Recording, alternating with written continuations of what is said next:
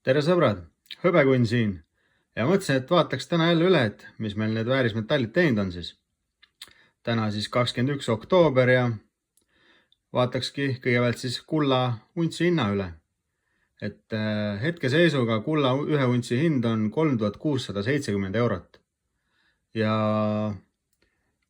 hõbe seest ühe untsi hind siis 43 eurot.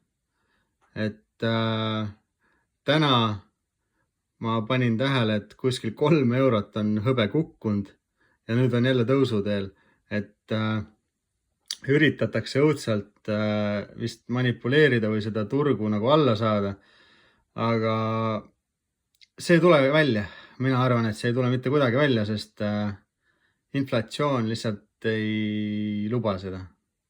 Ja maailmas on nii palju toimumas, et see ei ole üldse loogiline. Et mina tegelikult näen, et see on üks parimaid hetki omale jälle juurde soetamiseks antud selline võimalus meile. Et siin paljud räägivad sellest pullijooksust ja nii edasi, aga mina isegi tegelikult arvan, et see on meil praegu alles algus. Et kui me 50 eurot siin ühe untsi hõbeda kätte saame, ma ei mõtle siis $50, millest kõik kogu aeg räägivad juba, mis on juba meil kätte saadud ja see oli nii suur number. Et ajaloos alati on olnud, et kui $50 põhimõtteliselt kätte on saadud, siis on kukutatud see nagu alati alla kellegi poolt. Aga enam meil ei ole selliseid võimalusi maailmas, sest ainult paar inimest põhimõtteliselt kontrollivad seda turgu ja kuld ja hõbe ei ole enam, või ühesõnaga dollar ega need asjad ei ole tagatud enam kulla ega hõbedaga, nagu vanasti oli see võimalus. Ehk siis aktsiaturg, see market, mis seal kõik on, kus müüakse hõbedat ja kulda, et see on täiesti mõttetu, väärtusetu asi varsti. Praegu paljud võib-olla ei ole minuga nõus, aga küll te varsti näete seda. Mina ütlen, et maksimaalselt 10 aastat, aga arvan kuskil 5 aastat on meil aega. Ja tuleb meil üks kõva restart ühesõnaga. Tavaliselt see restart on kord 100 aasta jooksul või siis tegelikult meile eestlastele on see restart juba olnud siis, kui Vene rahast tuldi üle kroonile. Väga paljud said maad ja raha ja kõike, kuidas tollel ajal see jagamine ja kõik käis, kui sul õigeid asju tegid, siis krooni ajal sa olid juba miljonär. Laene ja andis seal kantida, igast asju sai teha. Aga mina arvan, et praegu on siis, kuidas öelda teile? Nii paljud ei usu seda, aga mina nii väga usun seda ja ma arvan, et see saab tõeks ka, aga mina arvan praegu, et maailma finantsseis on praegu 99% peal ja meil on aega kõigest 1% täieliku kokkukukkumise, nagu täieliku kokkukukkumiseni. Ja see 1% võtabki maksimaalselt 10 aastat. Aga ma arvan, et meil nii palju aega pole. Ma arvan, meil on seal kuskil 5-10 aasta vahel aega. Ja tuleb täielik reset, ehk siis meie, kuidas öelda, euro, dollar, kõik need muutuvad täiesti väärtusetuks ja tuleb uus rahasüsteem. See on alati maailmas nii olnud ja dollar on juba liiga vananenud, seda on liiga palju prinditud ja pankadele anti lõpmatu võimalus raha juurde printida. Ja seda tehakse 24/7 täiel moel.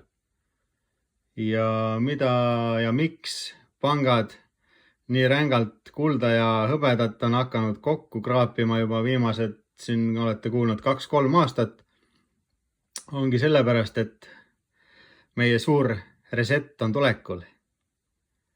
See võtab nüüd aega, aga varsti, kas just varsti, aga lähitulevikus hakkate nägema, kuidas kukub kokku meie aktsiaturg, kuidas inflatsioon muutub veel suuremaks. Te paberraha eest ei saa enam osta väga suurt midagi, mida te saite vanasti, sest see ei ole väga mitte midagi väärt. Ja väärismetallid muudkui tõusevad. Kas te mäletate? Okei, paljud siin ei mäleta ega teagi, aga kunagi oli siis, ma olen rääkinud ka sellest palju, aga 1 unts kulda oli siis võrdne 15 untsi hõbedaga. Et hiljem pandi see 20-le ja 20 jäigi selliseks nagu põhivärgiks, aga vaadake, kus me oleme jõudnud, sõbrakesed. Hiljuti siin oli ju 105 untsi hõbedat võrdne 1 untsi kullaga. Ja hetke seisuga siis 80 untsi hõbedat on võrdne 1 untsi kullaga. Aga kes selle läbi ammustab, siis varsti jõuab meil kätte ehk aeg, kui need õiged standardid on tagasi. Ja kui siin pangad järjest ennustavad nüüd, 2026 aastal kuld $5000. Mõelge nüüd, kui meil on aega umbes 5-10 aasta vahel, siin mõned ennustajad räägivadki, et mõelge, 1 unts kulda on $10,000. Aga mida see tähendab hõbeda jaoks? See on puhas hõbe, 999, ehk siis 99,9% hõbeda sisaldusega. Kõige puhtam hõbe. Aga vaadake, ma keeran selle hõbeda mündi nüüd tagurpidi. Mis numbreid näete? 666. Mis see 666 teile ütleb? Jagage 10 000. Kui oleks 1 untsi kulla hind oleks $10,000. Jagage 10 000 15-ga. Nagu oli vanasti. Mis numbri saate? 666. Mis see teile ütleb? See ütleb seda, et kui 1 unts kulda on $10,000, on 1 unts hõbedat $666.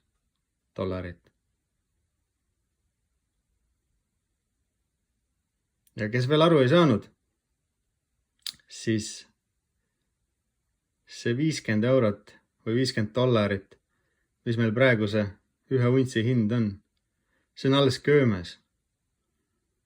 Ja see on alles algus, sõbrad. Praegu on meil veel sellised võimalused osta seda kokku, kuigi kui vana aega arvesse võtta, siis me oleme tippude tipus.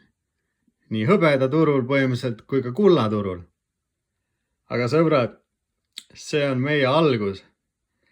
See kõrgus, mis me praegu arvame, et on kõrgus, see on kõige madalam punkt, kust hakkab nüüd minema. Ja, nii mina arvan. Need on minu arvamused. Meie arvamused teiste inimestega võivad muidugi nagu ei pruugi kokku minna. Aga mina olen oma hinnangu andnud, mida mina arvan. Ja kui võtta arvesse praegu see, mida mina veel arvan, siis mina arvan, et praegu peaks meie hõbedake olema kuskil seal üle 100 euro. 150 eurot unts vähemalt. Aga vaatame, mis saab.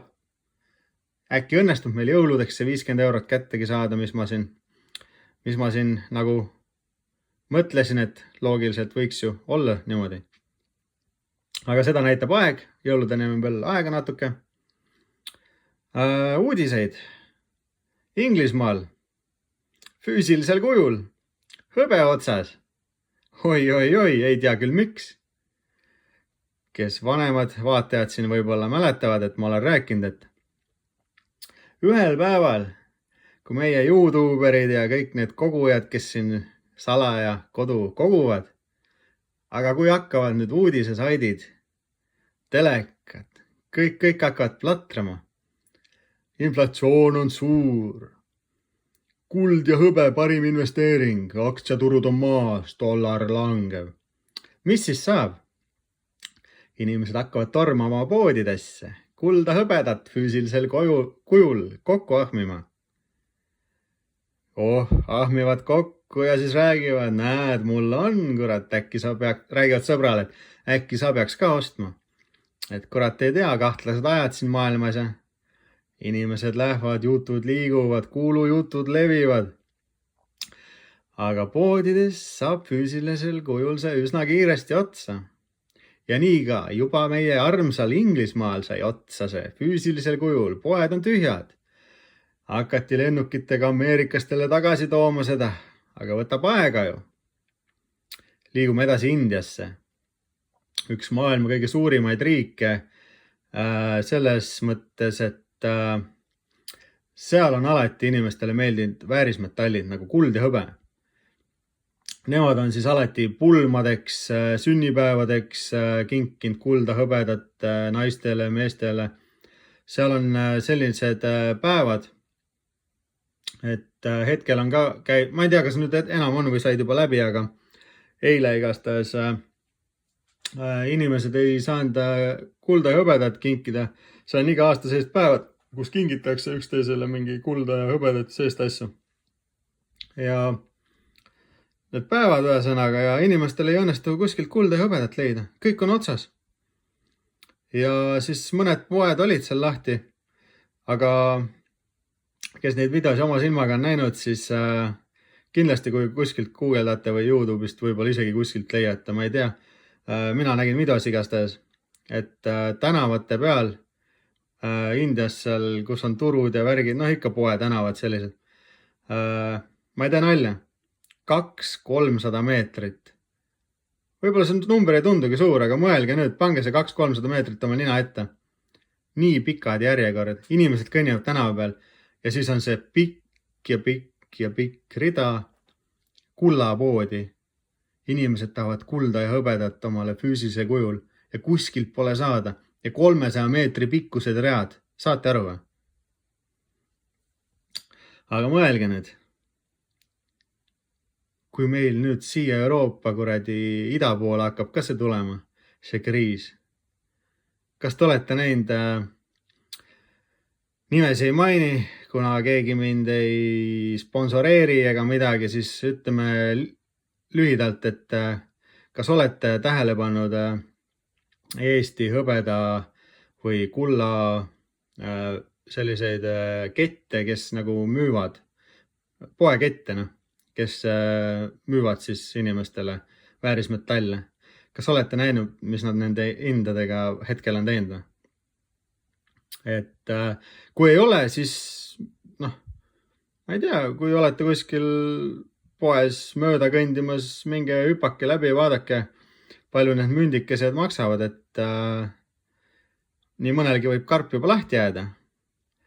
Aga ma räägin, et see on alles algus ja kui me jõuame sinna punkti, siis ma ei kujuta ette, mis siin üldse saama hakkab, et ma näen, et praegu on meil siin veel mõned aastad võib-olla, või kes teab, kas mõnedki võib-olla siin paari aasta pärast juba on nii kõrgeks see tõusnud, et paljud ei jõua enam nagu omale soetadagi seda, et ei tea, vaata, et ma arvan, et praegu on üks parimaid võimalusi veel seda nagu sellesse investeerida. Ja need väiksed langused, mis meil siin võivad ette tulla, mida proovitakse alla suruda, et need on tegelikult ainult head meile, sest see annab meile võimaluse juurde soetada odavama hinnaga. Ja mina arvan, et ega ta võib siin natuke alla üles niimoodi käia, aga varsti mina arvan, et on tulemas midagi enne olematut. Ja kui teistpidi mainida, siis ehk olete lugenud raamatutest või kunagi oma kuskilt vanavanematelt või kellegilt kuulnud, et see võib olla meie elu, see, kuidas oli see õige ütlemine? Mitte ainulaadne, või once in a lifetime chance inglise keeles, noh. Ühekordne eluvõimalus rikastuda või ma ei tea, kuidas nad seda on nii raske nagu eesti keelde panna, aga ühesõnaga ma arvan, et see võimalus meil nüüd on tulemas meie generatsioonil hetkel, et kes oskab, saab aru sellest, kuhu mida investeerida, siis jah, mina näengi praegu paaril sellisel grupil ainult hetkeseisuga sellist võimalust on kinnisvara, maatükid, majad, korterid, kui saate päriselt endale, hoidke kinni, ärge müüge ja väärismetallid. Muidugi samamoodi tutvused, kõik talunikudega, vorstid, lihad, värgid, särgid, kapsad, porgandid, kõik, kes kasvatavad. Ja nii on. Ühel päeval see meie paber võib siit planeedilt kaduda ja siis ühel päeval mõistete, et need 50-eurosed või üldse eurod või dollarid, millega me praegu maksame, mõni üksik kollektsionäär ajab neid taga, et oma mälestustes koguda neid võib-olla, aga midagi muud nad väärt ei olegi. Et ühel päeval oli see meie raha, et ei tea, kas me liigume nüüd täieliku mingisuguse interneti maailma poole, et hakkabki meil olema nüüd mingi ainult pangakaarti teema, mingi krüpto teema. No kuigi seda ma väga, ei tea, eks näha ole. Aga et sinna uuele rahaturule tulevikus üle minna, siis selle oma paberrahaga ülekandmisel või üleminemisel te põhimõtteliselt jääte sama vaeseks nagu ma ei tea, mis asjad on. Aga kui teil on väärismetall ja kinnisvara, siis uuele rahale üleminekul te saate ümber kantida ja te võite väga ratsarikkaks saada, olenevalt siis teie kogustest või kinnisvara mahtudest.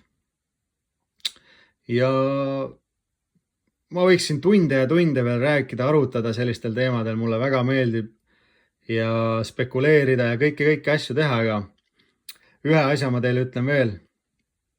Ärge tormake suvalisi asju ostma. Et makske ära võlad, liisingud, proovige kõigest sellest lahti saada. Kui teil ei ole vaja seda mingi 500 eurost autot, mis on teil liisingus, no võtke see 200 eurona või ma ei tea, saage türa rikkaks, 2 aastat siin kuradi sõitke bussiga, vaadake, mis toimub. Saate nii palju väärismetallidesse panna või ma ei tea, makske pangalaenud ära kuidagi, midagi ikka mõtlete välja. Ma ei tea, et kui teil keegi ütleks, et see on mingi ainulaadne võimalus, ma räägin once in a lifetime, kas sa ei tahaks sellest kinni haarata või? Et kui see see ei pruugi olla tõsi, aga kui see on tõsi ja hiljem te näete, kuidas teie sõber on mingi ratsarikas ja te olete ikka vaene ratt, no seal ei ole siis midagi enam öelda, te isegi ei proovinud. Ostke kas või 1 untsi kaupa hõbedat. See 1 unts hõbedat on praegu 50 eurot oletama. Aga kui ta on seal 10 aasta jooksul 666 eurot ja uuele rahale üleminek on, no kuule, väga tasus ära ju. 1 unts, Et see ei pruugi muidugi nii minna, aga ei tasu alahinnata neid asju, mida inimesed kuskil arvavad ja alati tuleb tähele panna, mida pangad teevad. Miks ostavad pangad kulda ja hõbedat kokku? Miks? Praegu. Maailmas käivad sõjad, inflatsioon, värgid, aga miks nad ostavad neid kokku juba viimased 2-3 aastat, kui mitte kauem? Vot, väike mõtlemiskoht teile siin. Et panga arvelt ei pruugi oma rahasi kätte saada, kui selline asi juhtub. Aktsiate eest ei saa midagi, keegi ei osta teid, kui tulevad kriisid, need lihtsalt väärtusete täiesti mõttetu, füüsilisel kujul. Aga kuulge, ma olen siin 20 minutit jutustan, ma arvan, et palju jäi rääkimata, palju on rääkida. Võib-olla teeks mingi video vastupidise ka äkki kunagi, et kui äkki peaks langema, mis siis saab? Mis te arvate? Kuna mul siin kanalil eriti vaatajaid pole, siis ma ei tea, teeks 10 laiki, siis teeme vastupidise osa, et mis siis juhtub või mis mu arvamus on. Ja kui 10 laiki kokku ei tule, mis on väga vähe, siis teeme tavapäraseid videosi edasi, sest mina arvan, et meie oleme tõusuteel. Ühesõnaga, makske võlad ära, ärge tormake poodi kokku ostma, sest mõistlikul kujul enne peate natuke harima, mida osta, palju osta, sest kuu alguses ostate kokku võib-olla ja kuu lõpus näpud põhjas ja lähete maha müüma seda asja, saate kõva miinusega maha müüdud ja siis mõtlete, et kurat, miks ma pidin seda tegema. Ühesõnaga, siin oli Hõbekunn, näeme järgmises videos, olge tublid, tšau!